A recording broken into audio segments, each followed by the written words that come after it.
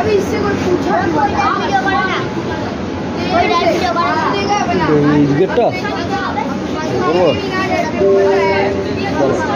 কেন হবে তো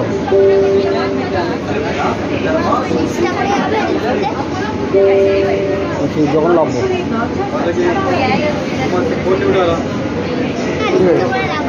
ঠিক আছে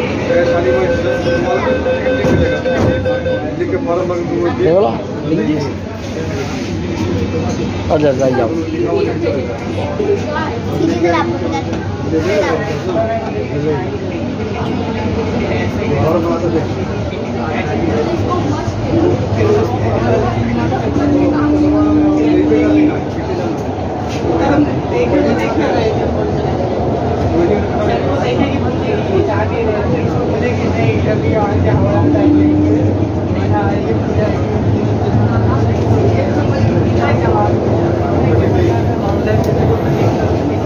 পরবর্তী স্টেশন হাওড়া ময়দান।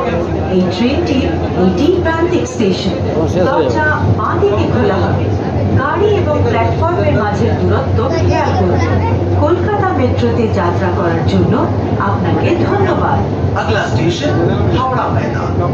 ये गाड़ी आगे नहीं जाएगी। दरवाजे बाईं ओर खुले।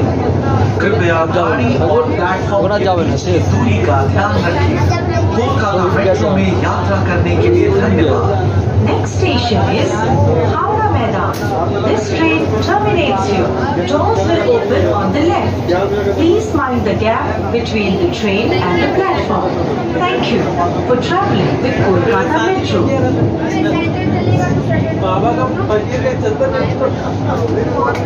Top.